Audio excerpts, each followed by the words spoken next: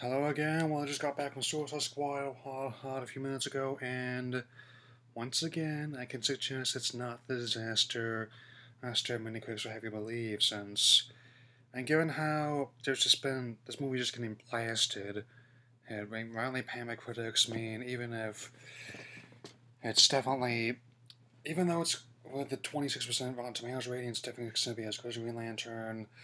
And that I definitely would suggest that there's more effort was put into Green Lantern was, so might as well give you a brief rundown on it. Discuss where the future's headed from here now.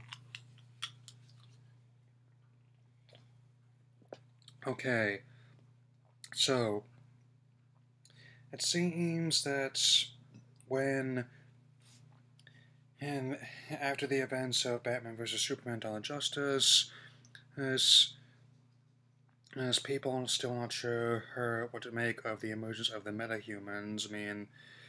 Humans, and it's definitely very much what hints a lot here.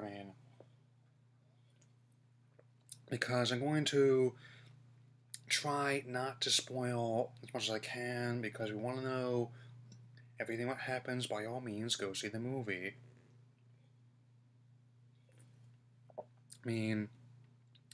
As a result, Amanda Waller, played by Viola Davis, wants to assemble a team of supervillains as mercenaries in order to help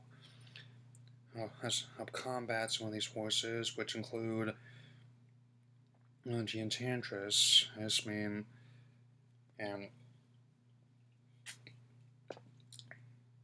so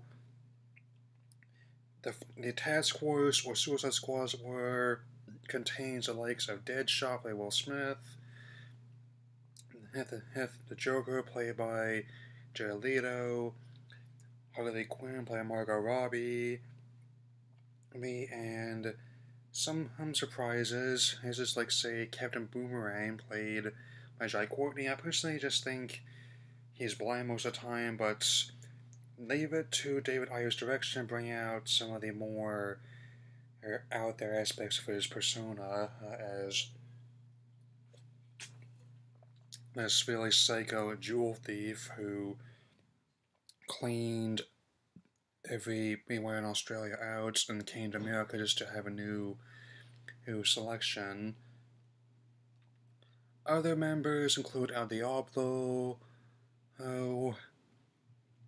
a young man who quite literally has the ability to fire at his fingertips, Killer Croc, who I've been waiting to see on film for a long time, and definitely last but definitely not least, they are led by Rick Flag, played by Joel Kinnaman, and they go deep into the heart of the city in order to stop the Enchantress from wreaking havoc against the world. And even if it's fairly easy to tell how Warner Brothers and DC had to do damage control after how some people reacted to Dawn of Justice, it still ultimately turns out to be pretty trippy with all the reshoots they did, given how it thunders along in this 2 hour and 10 minute that's gothic, darkly comic fever dream of sorts that they've envisioned here. To be perfectly honest, it's definitely he managed to capture the chaotic nature such a premise would ensue. Balancing over the top action with incredibly dark characterization, and not only blends tragic but humorous as well, given how one complaint that people often have is that there aren't as many jokes as you would expect. But even so, I can definitely say that with this movie being out that, as it had been for a long time, the comic book movie seems to be undergoing a similar pattern to the comic books themselves, which are based on. Just ignore that, that's the dogs, man. And as you can tell by the way I'm dressed, that it definitely is clear to me that I'm not going to give away about too much about Batman's presence in the movie since he's once again played by Ben Affleck and definitely looks to be one of the bigger parts in the universe. I mean, given how they're setting him up potentially as an anchor hero, like how Iron Man is for Marvel, and also, but they also always talk of Doctor Strange taking that spot now. But then again, I'm one of those guys that would definitely.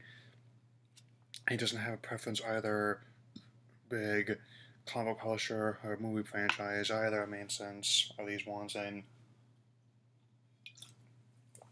given the way I have to get this place set up, I'm still working on it. But I'm someone who doesn't read comics all the time personally, but can definitely appreciate whenever a movie can do something interesting with a story, characters, or production design. And boy, it's definitely a very big production since $175 million. That is about what they kept Man of Steel at, and that they has a similar case of destructive comic book mayhem in there as well, man.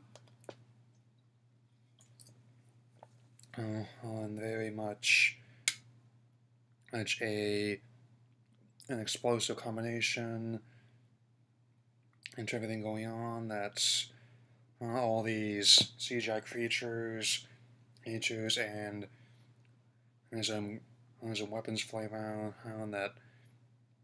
Still, not really much is how Deadshot's gunplay definitely proved to be one of the most interesting parts of the movie, as it was supposed to condition of him, since definitely found his character in this movie much more engaging than just being some $130 million vanity project like After Earth was, man. I saw the tail end of that one on FFX the other day. When I was waiting for the Simpsons start.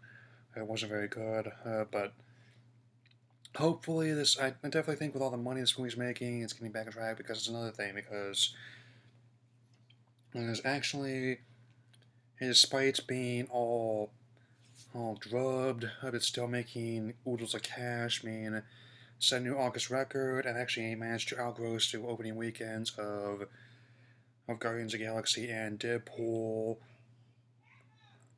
Just ignore that. That's again. And it's even doing better than Days in Civil War as well, because I find that surprising, and I can say that this is definitely a much better movie than, even if not everyone likes it, than say Kevin Spacey slumming as a CGI cat. I mean, I think if you just redub that Nine Lives movie with most of the house of his dialogue, American Beauty, that actually would be a better movie, but I digress.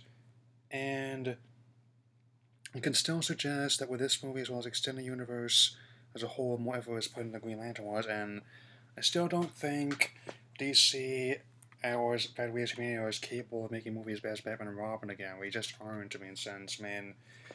And same goes to Superman 4. I mean, those movies I don't think could even get made on release in this day and age. I mean, since. And wherever the Extended Universe goes, I can definitely say, I want to be a part of it, that's. And also, Jeff Johns getting directly involved with production now. Given how he's also played a large part in helping revamp the comic book branch of DC as well, since there's anyone who can definitely get the ball rolling among critics and some of the more hesitant fans, it's him.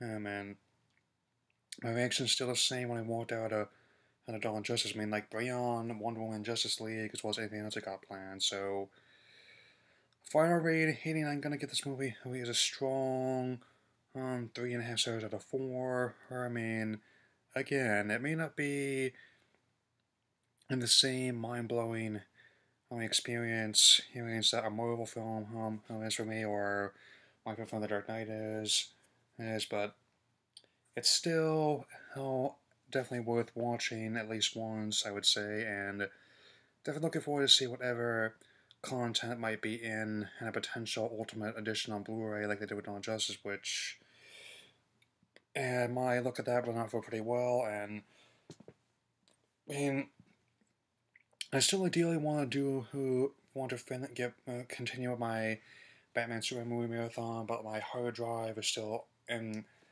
my old computer. For my old hard drive is still all in this mess, so definitely just need to find out a way to extract the files from it, and hit that movie encoded on this new iMovie project I have here. So anyway, that's about all I have to say for now. Tell me what you thought of the movie in the comments, or if you feel so bold, definitely would recommend going to see it and making a video about it if you're feeling daring, and also gonna do a separate vlog for the trailers because of how much I had to talk about here, and also still recovering from jet lag and back pain from my trip back from New York. So I'll see you all later.